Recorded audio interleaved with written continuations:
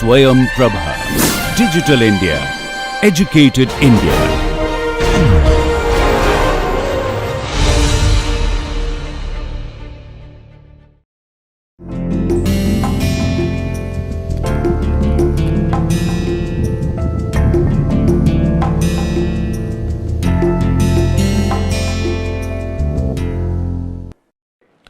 Welcome back. So, in the last lecture we just started the discussion on the 1D consolidation theory proposed by Terzaghi, and there we have we discussed about the assumptions based on that this 1D consolidation theory was established. So, those assumptions already we have discussed.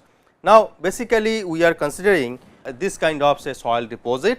So, you have sand at top and you have sand at bottom, and in between that you have the clay layer which is getting sandwiched between these two sand layers. You have the groundwater table is here. So, that the clay is or the clay deposit is completely saturated, which is one of the assumptions, right. The depth of the clay layer is 2 times HDR. So, why 2 is coming to the picture, we will be coming to that point later on, because there is something else, because I use only HDR. So, 2 HDR will be is coming into the picture to take care of something. So, that I will come to that point later on. Okay. So, Z, that is the vertical direction. So, at this interface Z is 0 and Z is continuously increasing in the vertically upward direction. Now, we are applying some stress increment delta sigma, and you have at any point along this clay deposit you can find out the excess pore water pressure due to the application of this stress increment or the pressure increment as U by gamma W. So, that is nothing but the head of the that U is the excess pore water pressure and H is the head of water due to that. So, that H you can find out by putting the piezometer at any location in the clay deposit. Okay. So, this is the problem. So, this problem we are going to say analyze. Now, we are considering any say soil element, okay, some 3-dimensional soil element we are considering in the clay deposit. So, which is having the dimensions dz in the z direction, dy in the y direction and dx in the x direction. So, dx, dy, dz is the total volume, dx into dy into dz is the total volume of this soil element. Now, we are considering 1D flow, that means the flow will be only in the one direction, as that is another assumption in the 1D consolidation theory establishment, right. So, the flow is happening. So, this is the inflow direction. So, inflow is happening on this plane. Okay. So, on this plane. So, Vz into dx into dy. So, Vz is the velocity of flow or the water. Okay. So, on in the inflow on the when it is entering the soil element, and when it is exiting the soil element, at that time the velocity is Vz plus del Vz del z dz, right. So, that is the incremental velocity. Now, for the soil element, shown, okay, in this figure, okay, rate of outflow, please try to understand. So, this is completely mathematical. So, if you understand this thing, then rest of the things will be pretty I mean similar or simple, right. So, rate of outflow minus rate of inflow, that means whatever amount of water is going out and whatever amount of water is going in, okay, the difference between these two will be nothing but the rate of volume change. Am I right or not? Because the rate of inflow, whatever is entering and whatever is going out, the total quantity, if the mismatch, that mismatch is happening due to the volume change of the soil deposit, right. So, thus what is rate of outflow? The rate of outflow is nothing but Vz into del Vz del z dz into dx dy, right, on that area, on that cross sectional area dx dy the flow is happening. So, that is the quantity of outflow. What is the rate of inflow? Rate of inflow is nothing but Vz into dx into dy, that is nothing but your rate of inflow, that is the amount of water or the fluid is entering the soil element, and that is nothing but rate of volume change del V dt, okay, where V is the volume of soil element and Vz is the velocity of flow in z direction. Agreed? So, this is the expression for your fundamental 1D consolidation theory. I mean first, I mean this is the backbone equation or the expression for your 1D consolidation theory. Now, from that equation we can get del V z del z dx dy dz is equal to del V dt, where V is the volume of the soil. So, using Darcy's law I can write V z equal to k into I. Now, k is the coefficient of permeability and I is the hydraulic gradient. Now, that can be written as minus k into del h del z, because minus sign is coming because your I mean you are getting basically the height or the pore fluid, okay. That is this del h del z is nothing but your hydraulic gradient, right. So, minus sign is coming because of your pore pore pressure, right, or pore fluid pressure is coming down or it is decreasing with increase in the velocity. So, now that minus k into del h del z is equal to, in place of h you can write down u by gamma w, right.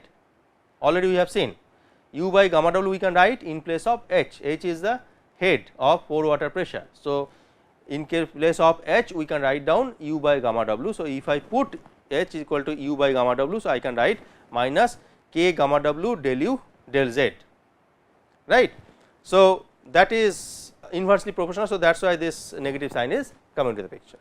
Now, from equation 4.22 and 4.23, so from these two equations basically I can write in place of del v z del z I can write k by gamma w del 2 u del 2 z is equal to 1 by dx dy dz into del v dt, right, very simple. Now, during consolidation rate of change in volume of soil is equal to rate of change in volume of voids. Already several times we have discussed this thing. So, volume of soil whatever change is happening in the volume of soil, that is nothing but equal to the volume of change in volume of voids, right.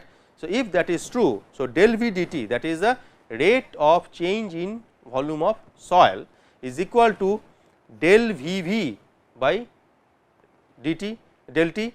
So, which is nothing but rate of change in volume of voids, which can be written as in place of v v I can write v s plus E into v s, agreed, where v s is the volume of solid and E is the void ratio, and we can write down so v s plus E v s is nothing but v v. So, I can write this.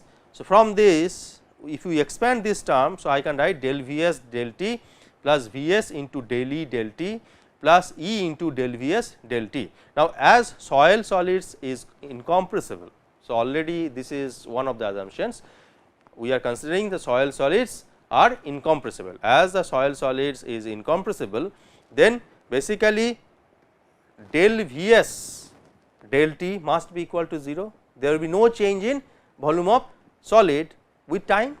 So, del v s del t must be equal to 0. If that is 0, so this term will be 0 and this term will be 0. So, this term will be left out.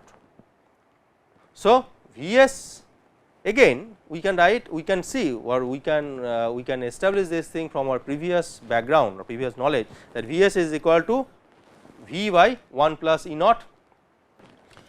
So, basically we can establish this relation v s is equal to v by 1 plus E naught from our previous knowledge whatever we have covered. So, which can be written as dx v. What is v? V is the volume of soil element, that is nothing but dx dy and into dz. So, that divided by 1 plus E naught. So, del v dt is equal to, so basically in place of v s, so basically del v dt is equal to del v del t is equal to v s del E del t, right. So, that is in place of sir del v del t is equal to v s into del E del t, right.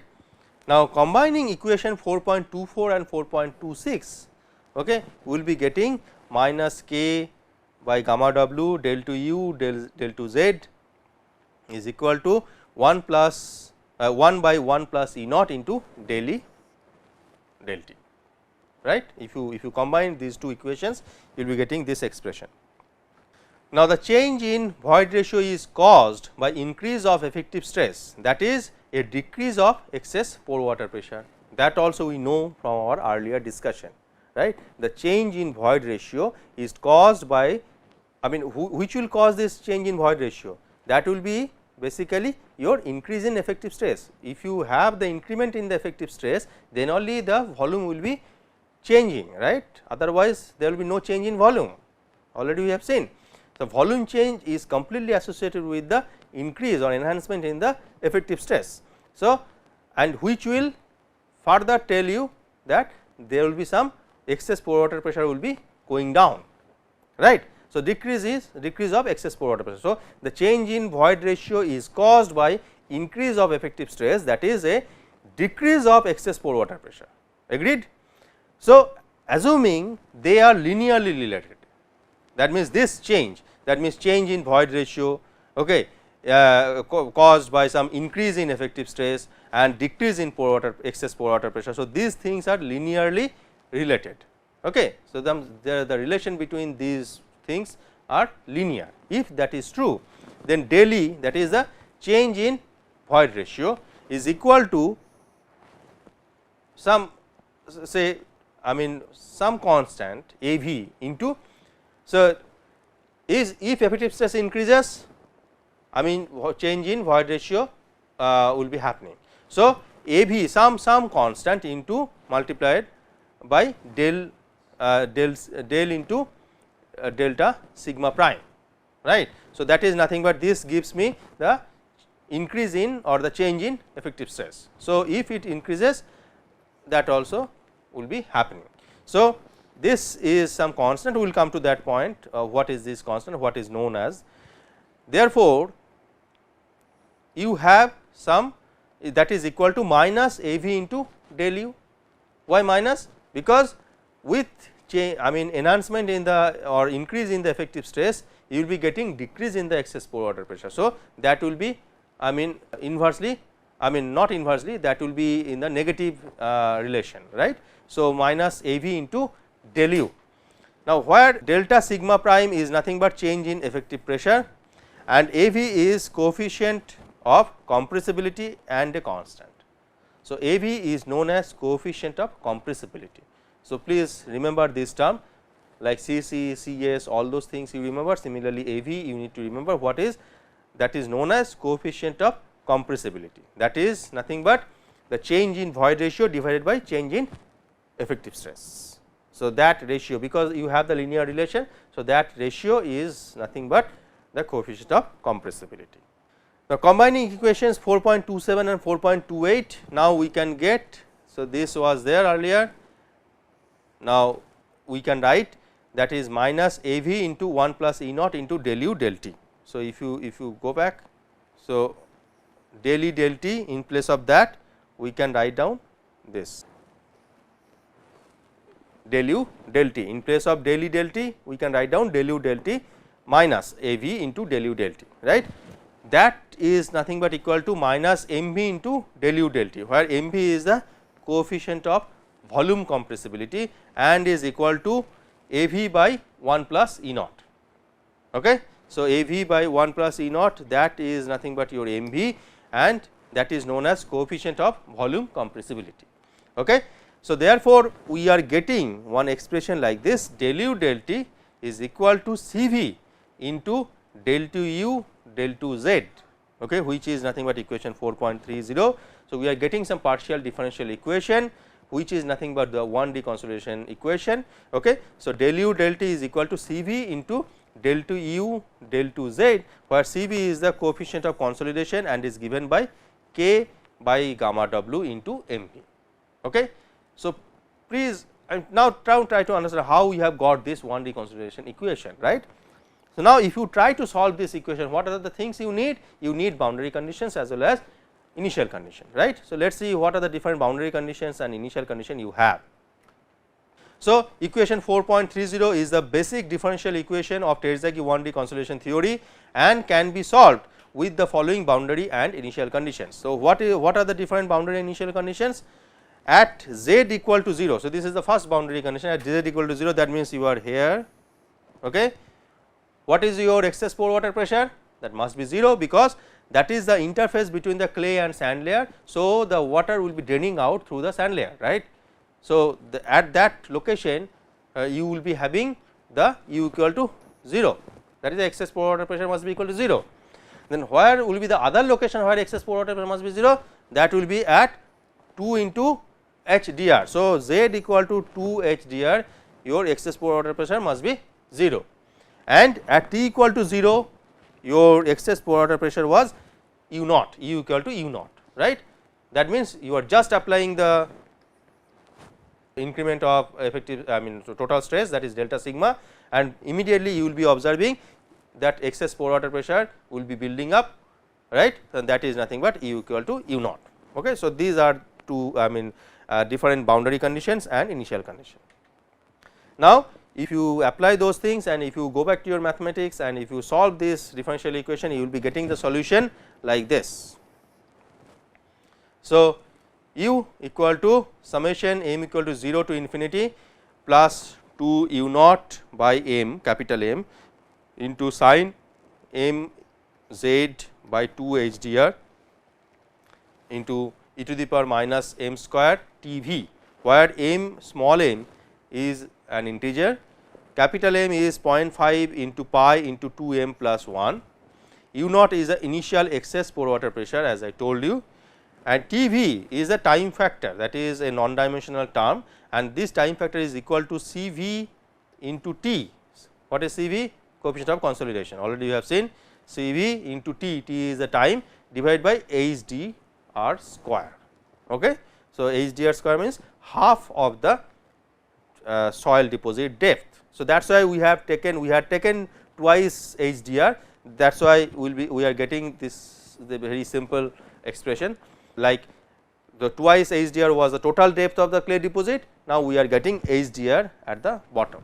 So, that means the basically if you know T v, that means for different values of T you can establish T v by knowing H d r, right. So, if you know T v, if you know U naught, if you know all those things, you can find out the U, that is the, what is U? U is the excess pore water pressure at different time, right. So, as time increases, you can find out how your excess pore water pressure is going to build up. So, that is your main objective, right, in the or how your excess pore water pressure is getting dissipated, right. So, as you know, at T equal to 0 your excess pore water pressure must be equal to U naught, at T equal to infinity your excess pore water pressure must be equal to 0, right. So, in between that from T equal to 0 to T equal to infinity, how the pore water pressure is getting distributed. So, that you will be getting from this expression, and once you know the excess pore water pressure dissipation or the excess pore water pressure, how that is getting distributed, based on that you can find out the effective stress distribution, because if you know the total stress, you can find out the effective stress by knowing the excess pore water pressure. So, I will stop here today. So, in the next lecture we will be talking or we will be seeing or we will be observing the excess pore water pressure distribution, and then other things we will discuss about consolidation theory in soil mechanics. Thank you very much.